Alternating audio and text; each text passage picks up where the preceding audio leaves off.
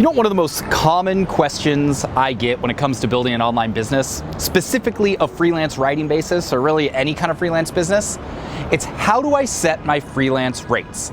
Do I do it for free? Do I charge a lot? Do I charge a little? Do I post my rates on my website? Do I not post my rates on my website? Everyone has questions about this, so that's what we're going to talk about in today's video. I'm going to give you a step-by-step guide to figure out how do you set your freelance writing rates to make sure you're charging what you're worth, you're making a lot of money, and you're actually building a real sustainable business. So, let's not waste any time. Let's do it.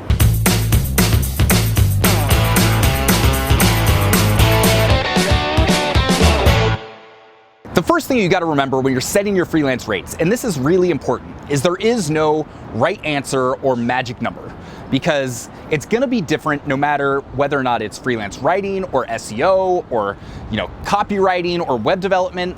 Those are all going to have a different hourly rate associated with it. But more importantly, within that, your rate is going to be different depending on your skill level, your expertise, your experience. So what we're going to try and help you do today is come up with a reasonable number for your freelance writing rates that's based around the type of writing you're doing and the experience that you've already got. So figure out how much money you want to make each month and come up with a realistic number here. So maybe ideally in your dream world, you're making $5,000 a month. That's going to allow you to pay your bills and do most of the things you want to do. Let's start out with something more attainable as a starting point.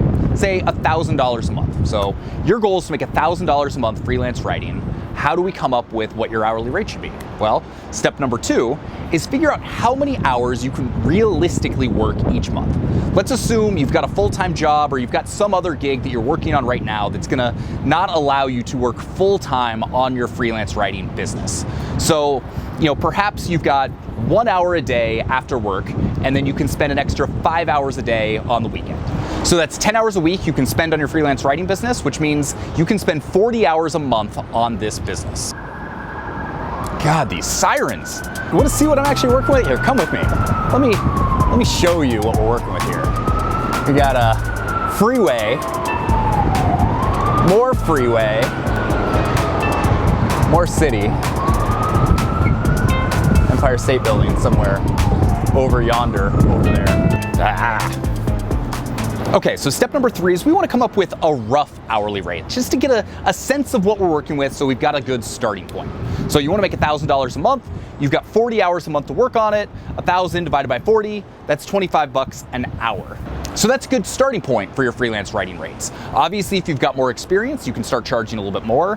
If you're really looking to make more money on a monthly basis as you're starting out, then obviously you can do the math for that as well. But I encourage you to start with something that's attainable so that you can build momentum and get some small wins. If you say from the beginning, I want to be making $10,000 a month, that's going to take you a long time to build up to that point. So start with 1,000 so that you can see yourself making more progress, and then raise it up to 2,500, and then 5,000, and then 10,000, so that you're actually hitting these milestones and you're building momentum as you go.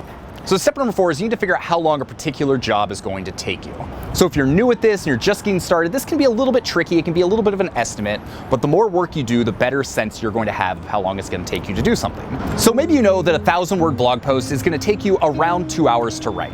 Well, that's not all you're doing. You also need to factor in time spent communicating with the client, time spent on revisions and edits, time to research the topic to make sure you know what you're talking about.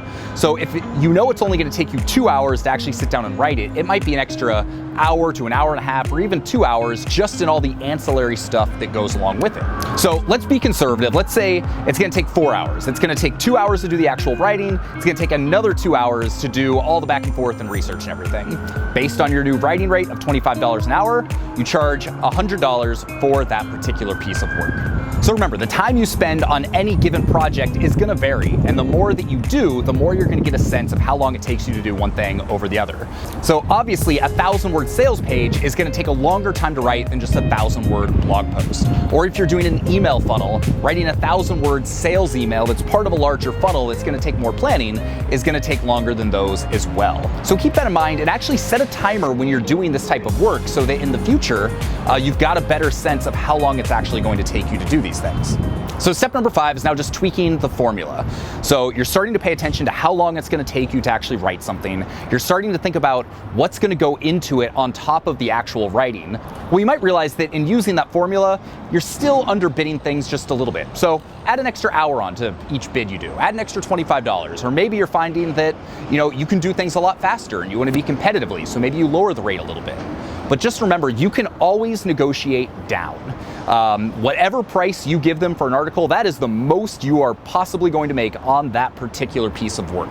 So it's generally better to start high with the expectation that you're probably going to get a little bit less if you get into negotiation, as opposed to starting at the absolute minimum you'd be willing to do it for and then still have them negotiate. So honestly, that's really all there is to it. The more you write and the more you do, the better sense you're going to get of how long it takes you to do something. So this really all comes down to how long it's going to take, how complicated the project is, and then that's going to allow you to figure out what your rate should be based on the goals that you've set for yourself. Just remember, if you get into a routine and you've got clients and things are going well, don't be afraid to raise your rates. Being reliable is the absolute best thing you can have going for you as a freelancer. So if you've got clients that you've been killing it for and they've been paying you on a regular basis, after 3, 4, 5, 6 months, don't be afraid to say, hey, this is going really well. I'm really enjoying working with you, but my new rate's going to be, $35 an hour or $45 an hour. I've seen people start at $20 an hour and work their way all the way up to like $100 an hour as both their writing's gotten better, as the knowledge of their industry's gotten better, and they've proven just how reliable and awesome they are. So keep that in mind as you're building your business, and remember, there's no hard and fast rule.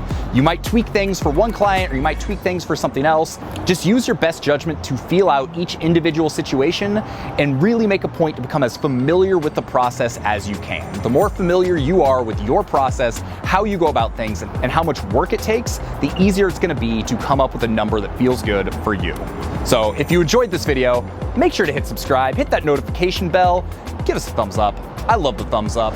If you're still just getting going in freelancing, we got a video right there that's all about how to become a freelancer right now. It's one of our best videos on freelancing, so check it out. And let's not forget, if you go to locationrebel.com/hi, we've got our free 6-step course for how to get started building this business today. I highly recommend you check it out, and I can't wait to see you on the next video. I'm gonna go explore the city a little bit. Only got 2 days left. Gotta take advantage of it. Peace.